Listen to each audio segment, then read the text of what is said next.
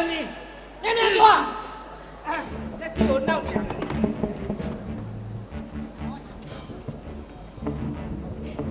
ကျမရဲ့ချောတာပြောသမောင်ဘာနေသမီးလဲတနင်္ဂနွေသမီးပါရှင်တနင်္ဂနွေသမီးကိုပြင်းပြေခေါ်တီးလိုက်ရတယ်ပေါ့ချောပေါ့ဒီမဲ့ဒီလိုဂီတာဝင်မယ်လို့ပြောတာပါဆရာမကြီးကဟောရမှာလေသိတယ်ဟိုကနားထောင်နေတာဝင်လာရင်ဒါတွေပဲပြောနေတယ်ကဲပြောဘာနေသားနဲ့ဘာနေသမီးလဲကျွန်တော်ကဟိုကအင်္ဂါသားသမီးကအင်္ဂါသမီးဟာအင်္ဂါဟုတ်တယ်ချင်းသေးချင်းနေတောကပွေကြီးတဲ့နော်နှစ်ယောက်ပေါင်းလို့ကတော့ဘဝမှာအမှောင်ကြအခုလည်းမှောင်နေရပဲဥစ္စာဘာဖြစ်လို့လဲမီးနေပြက်နေတယ်အဲ့ဒါနင်တို့ကဆယ်ကိစ္စသွားကန့်ကွက်တာ哦ငါမပါဘူးတော့ဟောမဖြစ်လို့ကျမဘာ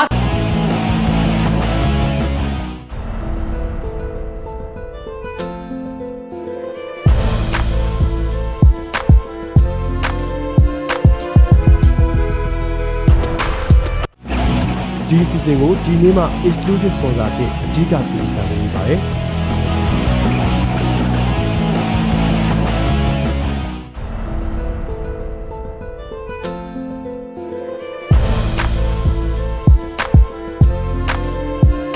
နောက်တစ်ခါတော့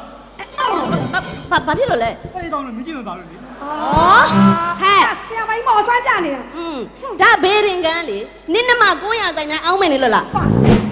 ကျွန်တော်ညီမခွင့်ရတာပိတ်လိုက်ရပြီကိုပြို့စီပင်ရဲ့အဖမ်းလို့ကိုပြို့သူလည်းမကောက်ပါဘူးလို့ပြောထားရလေလူကပြောထားတာစင်စာလူကြီးစင်စာမပါဘူးပြောရတယ်အများကြီးမမှတ်မိတော့ဘူးငါလည်းမဟုတ်ပါဘူးသူကပြောတာလို့ပြောထားတာဟုတ်တော့ပဲဟိုစောက်တိုက်ကြတဲ့ကသူပြောတဲ့စကားကိုနားထောင်မယ်သူပြောတာပဲလုပ်မယ်စို့ဟုတ်တယ်ဗျာဒီနေ့ကစပြီးတော့လေ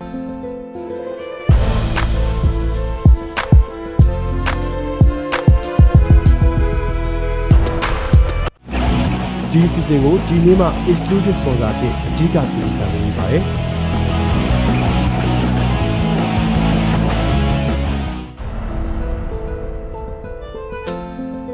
သားရဲ့ပူးစာရှင်ကကြာတာပရိသမီး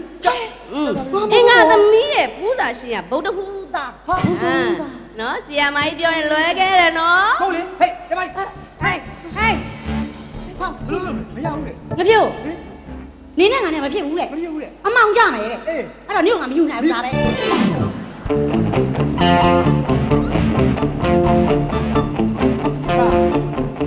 ဆရာမကြီးကလွတ်ဆက်ပြီးတော့ဟောသွားတာဒီမှာတရားကထွက်သွားပြီခင်ဗျားတို့စိုက်ချင်းတူတယ်အသားဝင်မလားဟုတ်တယ်ငါကြီးမဟာအဲ့လိုကျန်ရင်တော့ကြောက်တယ်ကြောက်တယ်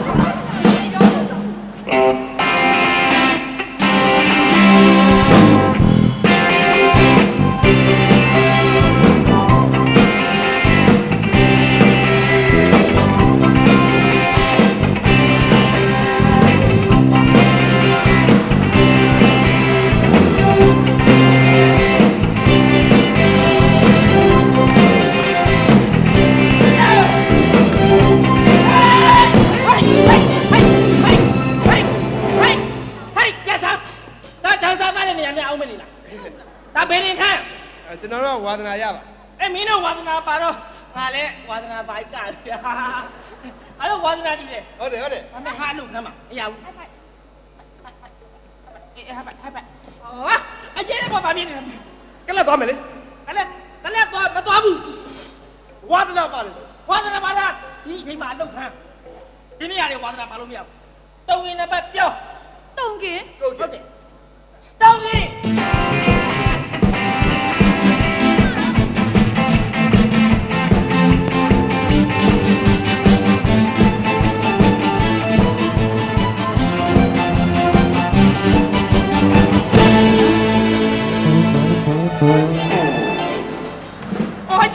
မလည်းဖိလိုက်တာဖီးအောင်တက်နေတာပဲ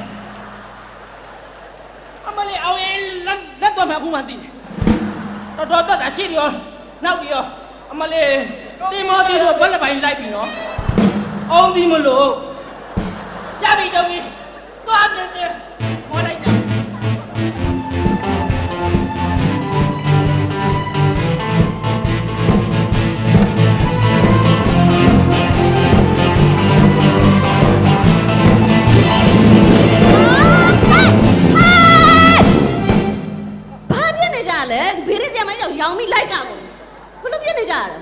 လုံးဝမရှိပါဘူး ဟာ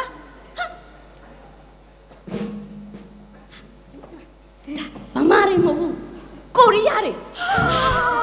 ဆရာမကြီးဘလောက်နာမည်ကြီးတဲ့ဆိုကဘာအရရက်ကလာမေးကြတာတွေ့လားဟုတ်တယ်မလားဟုတ်ပါတယ်တဲ့ကိုရီးယားတွေမလို့ပြောလိုက်တာအညောဆေယောအညောဆောင်ပါလေဗမာတွေတွေ့လားဆရာမကြီးကဗမာတွေပြင်လိုက်ကိုရီးယားတွေကရှုပ်နေရတယ်နင်တို့ကလည်းရှုပ်နေရပါလေလေဗမာတွေမလားဒီလိုပါဒီကဆရာမကြီးကဘေးရင်ဟောတာအရန်ကောင်းတယ်ဆိုလာဟောတာပါဘာဖြစ်လဲအဲ့ဒါဆိုလို့ရှိရင်တော့ဟုတ်ပြရမှာပေါ့ဘာနေ့သားနဲ့ဘာနေ့သမီးလဲပြောဟုတ်တယ်ဦးသမီးပါတော်တော်ပတိတော်ဟဲ့ပြောင်းပြန်ဖြစ်နေလေဟုတ်တယ်ဦးသားပါတက်သမီးပါဟာအဲ့ဒါဆိုရင်တော့နှစ်ယောက်ပေါင်းလို့ကတော့တက်ပြီဟာပြီးပါတက်ပြီဒီမှာကုံစင်းနှုံတက်မယ်ပြောတာဟုတ်ဘူး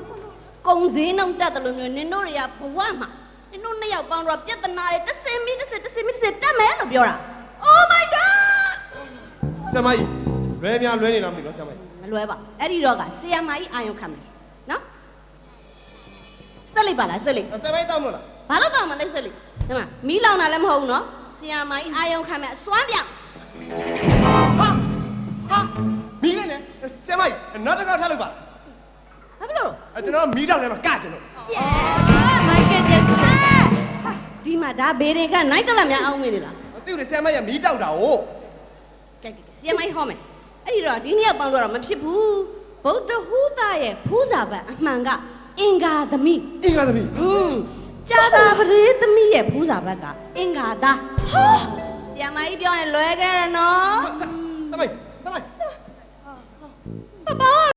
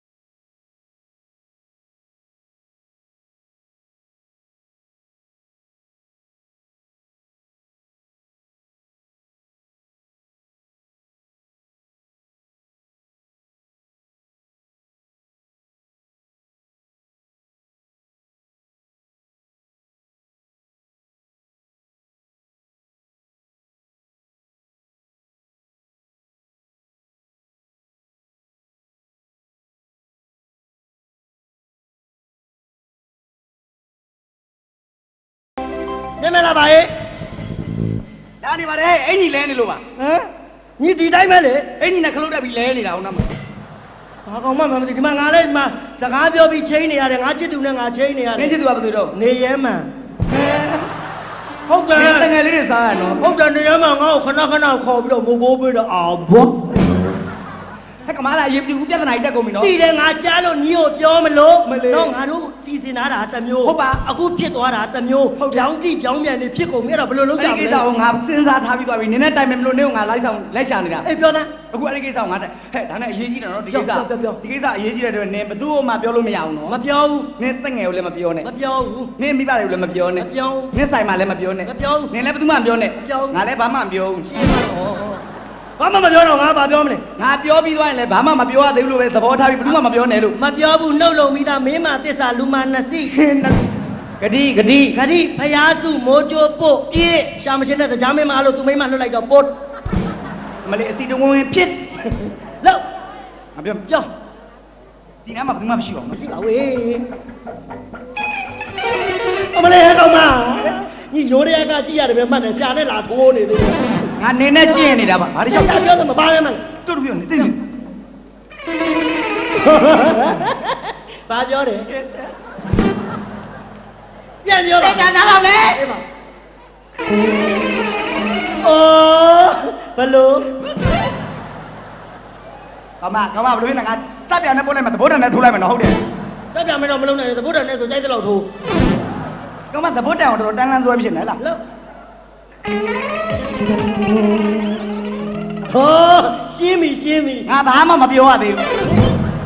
ဘာမှမပြောတဲ့အထိရှင်းပြီနောက်ဘာပြောမှလဲပြော မပြောဆိုနင့်ကငါတော်တော်ပြောနင့်ကလည်းနှုတ်မလုံးအဲ့တော့နင့်ကမပြောချင်တာ နှုတ်မလို့နေကဘာပြောလို့ငါဘုတို့ဘာပြောလို့တော့ ဟဲ့နင်အဲ့ငုံမမိတ်လုံးမနေနဲ့လို့ ဘာဖြစ်လို့တော့ ဟာနင့်ကငါကြောင့်မပြောချင်တော့ နေမဘာမှမပြောရသေးဘူးလေ မငုံနဲ့လေဟိုငုံလို့လေဒုက္ခကနေလောက်တယ်အဖမ်းခံရတော့မှာပဲ အဖမ်းခံအောင်လို့ငါတကြံတော့ဘုံထောင်တဲ့လူမို့လို့လား နင်ရုပ်ပြပြီးသွားထောင်တာငါမသိဘူးများမှတ်နေလား အမလည်းနေစနစ်တာချုပ်ပေးတာလေ ငါစနက်တံကိုဖြုတ်တာမဟုတ်ပါဘူးကင်ထားတာပါကင်တပြေးကြီးလာတော့ကြောက်ပြီးလွတ်ချလိုက်ပါလေ အဲ့ဒါစနစ်တာပုတ်ကွဲတာကပလီ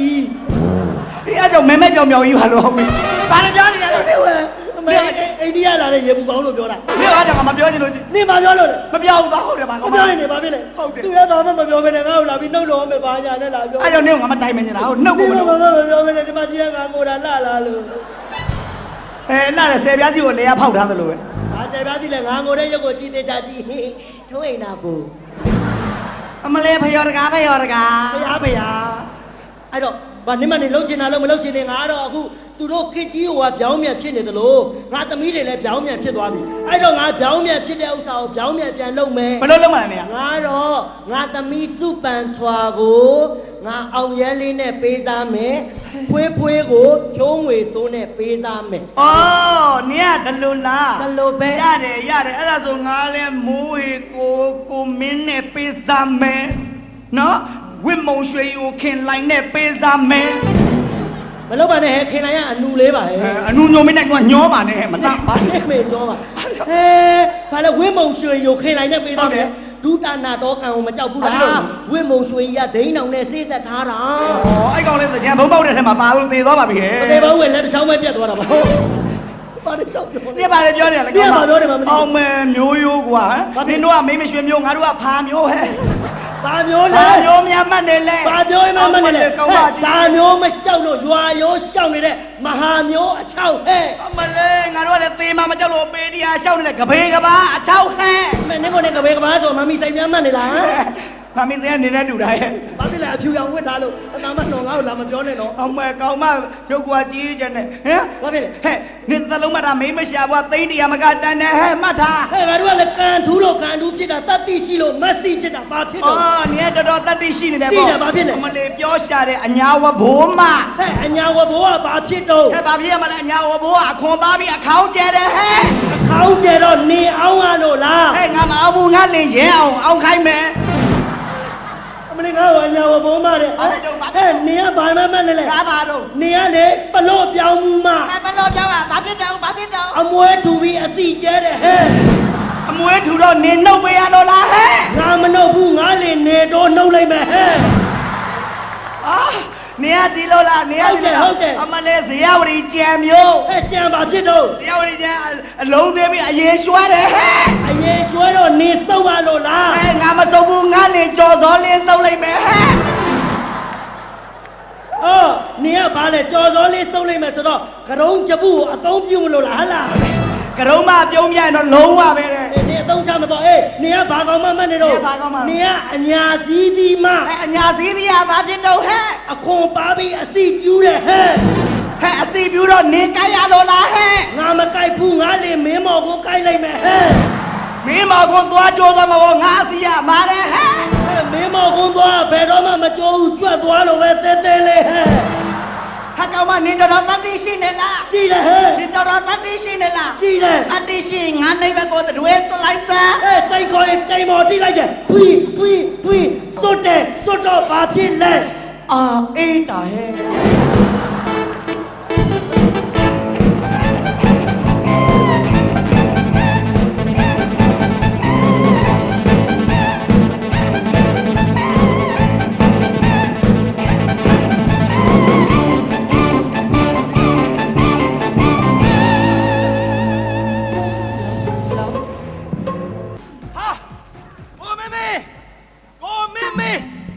ထွက်ခဲ့သမ်းပါဗျာဒီကကိုကြီးထွက်ခဲ့သမ်းပါတို့ရဘာရောလာသမ်းပါဗျာဘယ်ထွက်ခဲ့သမ်းပါမရိုင်းလိုက်တိုင်းမရိုင်းပြီးတော့ထွားကြိုင်းနေရလားဟမ်ဘာပြောလဲမင်းတော်မင်းငါတဲ့အသက်များငယ်မင်းငါတို့မရိုင်းပြောတယ်မင်းတော့မရိုင်းထွားကြိုင်းနေကောင်ဟာ ခင်ဗျားမြန်စကားပြောတာမာရီကြောရတယ်ရိုင်းတာဘာဖြစ်လဲဗျာ မင်းငါ့ကိုလို့ရိုင်းဆိုင်ဆိုင်ငါဘာလုပ်လို့ ခင်ဗျားဘာလို့မှလဲဟမ်ခင်ဗျားလှုပ်တဲ့ကြောင်ခင်ဗျားမသိဘူးလား ငါဘာလုပ်လို့ ခင်ဗျားကြောက်ကောင်မလေးကိုဆွဲတယ်ဆိုကြောက်တရင်အတိအကျရပြီ တကားလဲပါမင်းကလေ ဘာကြောက်ကောင်လဲ အဲ့သူများပြောတာနားမကြောင်နဲ့ငါတကားလဲဆွဲဆိုမင်းကောင်မလေးကကားပြက်လို့ဆိုပြီးတော့တွေးရဘတ်တကောက်ဆက်စည်းတယ်ပြုတ်ကြမှာဆိုလို့ငါဆွဲတယ်အဲ့တခါပဲဆွဲတယ်မင်းသူများပြောရှောက်နားမကြောင်နဲ့မင်း ခင်ဗျားကြောက်ပြောမင်းနဲ့ဘယ်လိုပြကြောက်မကြုံဘူးဗျာ မင်းမရောက်နဲ့မင်းကိုလည်းငါပြောတယ် ပြောပါလေ မင်းကြတော့မင်းငါကောင်မလေးကိုလှမ်းတယ်ဆို ခင်ဗျားလည်းလှမ်းတယ်ဆိုတော့မျက်လုံးထဲကိုအမိုက်ဝင်လို့မျက်ခုံလေးကိုလှမ်းပြီးတော့အမိုက်ကိုထုတ်ပေးလိုက်တာအဲ့ဒါဘာဖြစ်လဲ ငါကြားတာတော့ဘာပဲပြောသူများတွေပြောတော့ငါကောင်မလေးကိုမင်းကလှမ်းနေပါလေဆိုတော့ငါသူများကြတော့တမျိုးဖြစ်တာပေါ့ကွာငါအဲ့ကိစ္စမင်းကိုမကြည့်နိုင်ဘူးတော့ရ ခင်ဗျားမရှင်းနဲ့ဗျာခင်ဗျားဘာလို့ရှင်းလဲပြော ဟောမင်းကစိတ်ခေါ်နေတာ စိတ်ခေါ်တယ်ဗျာ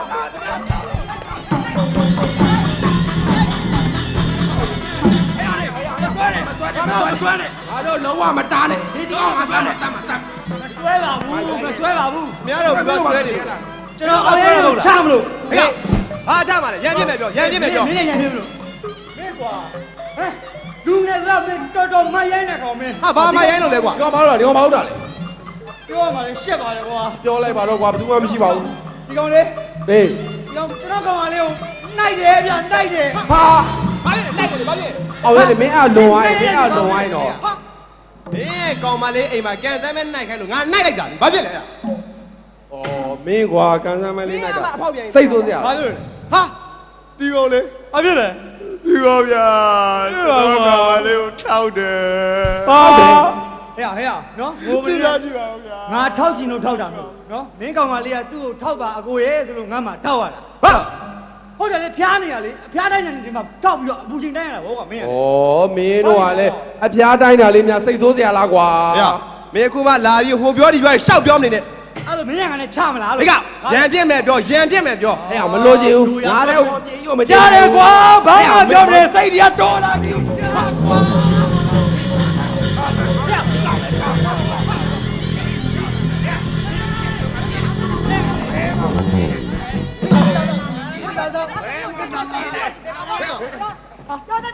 ကိုကြီး ဘယ်ကြောကျွန်တော်ရှင်းတာ ခင်ဗျားတို့ဘယ်ရောက်လာလဲခင်ဗျားတို့ဘယ်ဘလို့ရောက်လာလဲ မင်းငါညမစီကအပြေတောင်းသွားပြီးတော့မင်းအခုငါညမရဲ့တကယ်ကျဆက်ကြံနေတယ်ဗလားအဲ့ကိစ္စရှင်းတာရဟုတ်ပါဘူးဗျာ ပြောတယ်ရောက်ပြောတယ် ဟုတ်ပါဗျာ မင်းကငါ့ကိုရဲနေတိုက်ပြီးတော့ငါသမီးစီကအပြေတောင်းသွားမင်းကမမူးတော့ရှင်းအောင်မရှင်း မမအခုကျွန်တော်ဘာလုပ်လို့လဲဗျာ ဟာမလုံးတော့ဖြည့်ချင်းဖြည့်ချင်းဖြည့်ချင်းပါလေ ဟဲ့မင်းရောငါမတင်တာဘူးကွာဟဲ့ရော ဘာဖြစ်လဲမင်းအကိုကြီးရဲ့ခွေးရောခွေးရော ဟဲ့မင်းခွေးတောင်းမပြောနဲ့ခွေးကအားနာတယ်လို့ငါကိုယ်တိုင်ကြိုက်မလို့မင်းဟုတ်လား ဟာခွေးရမျိုးအတန်းရလား ဒီမှာအားလုံးကျွန်တော်တခုဝင်ခံလိုက်တယ် ဟာလေ ကျွန်တော်လေသူသမီးကိုထားပြီးတော့လေကျွန်တော်သူ့ကိုကြိုက်ပလိုက်တာ ဟေး မရိုင်းလိုက်လားမင်းလူကြီးကို ဒီက မင်းမရိုင်းလိုက်လားလူကြီးကို မလောက်ကောင်းတိုင်းမလောက်မဟုတ်ဘူးကျွန်တော်ပြမဟုတ်ကျွန်တော်ပြောလိုက်နားတော့နားတော့ဟုတ်ပြီလေ ကိုကြီးလည်းကြည့်တယ်လေဗျာ ဆက်ရောက်လာကြပြီ ဆက်ရောက်လာကြပြီ ဘာဖြစ်နေကြတာတော့ဒီလိုပါလေ ဆရာတို့ပါတယ်လေ ရက်ကွက်လူကြီးတွေ ဘာလို့ဘာကိစ္စလဲ အခေါ်ကောင်းမလို့လာတာဗျာဘာခုလို့ ကျွန်တော်တို့နေကြသည်မစားထားဘူးခွန်ကောက်ရအောင်အမိုက်လည်းမရှိပါဘူးဗျာဒီမှာခွန်လို့ အခုကောက်ချင်တော့ဘူတောင်သွားပြီးတော့ရေတမူးကိုနေသွားကောက်တယ် ဟဲ့ဘာခုကောက်ပါလဲ ကျွန်တော်တို့ကောက်ပေါ်လာတာမဟုတ်ဘူးကွာနောက်မှရံပြည့်တဲ့အတွက်ရံပြည့်ကို ရံပြစ်ကွန် ဖြစ်တယ် အခေါ်များကောက်เสียရှာလို့ရံပြစ်ကွန်နဲ့တခါမှမကြဘူး အကိုကြီးကရဲလား ဟမ်ဘာလဲဘာအခုကောက် ရံပြစ်ခွန်နဲ့ကမကြားဘူးလားကဲထားပါတော့ဗျာ တောက်တစ်ခွန်ကြံသေးတယ် အော်နောက်တစ်ခွန်ကြံသေးတယ် ပြီးရတဲ့အတွက်ဖနက်ခွန် ဟာဘိန်းကုန်လည်းကြားဘူးပါလေဗျာ ဟိုတကားတွေကဘိန်းခွန်ကြောက်တယ်ဖနက်ခွန်လို့မကြော ဟာဖျားပေါ်တက်နေရမလို့ဖြစ်နေပြီခဏကြိုပြီးတော့ ဖနက်ခွန်မရအောင်ကောက်တော့ကွာဟုတ်ပါဘူးအောင်မကြည့်ရောဟောဒီတိပေလေးကြီးပေါင်းများစွာမွေးထားတာ ဟုတ် တိပေအောင်မှရံပြည့်တဲ့အတွက်အရေးခွန် အရက်ခွန်ပဲကြားဘူးလေအခုကြောက်မှာပဲအရိတ်ခွန်နဲ့ ရိတ်ခွန် ဟာ ကိုကောက်ချင်ကိုနှခမ်းကိုကောက်ပါလားနှခမ်းမွေးနဲ့အရေးမိနေကောက်တော့နောက်တစ်ခွန်ကြံသေးတယ် ဟာမပြီးသေးဘူးလား အပြီးတယ်ဘာလို့ပြီးရမှာလဲမင်းတို့ပတ်ဝန်းကျင်ကိုအနောက်ရှက်ဖြစ်အောင်ထိတ်လန့်အောင်ရံပြစ်တဲ့အတွက်ထိတ်လန့်ကိုဟာ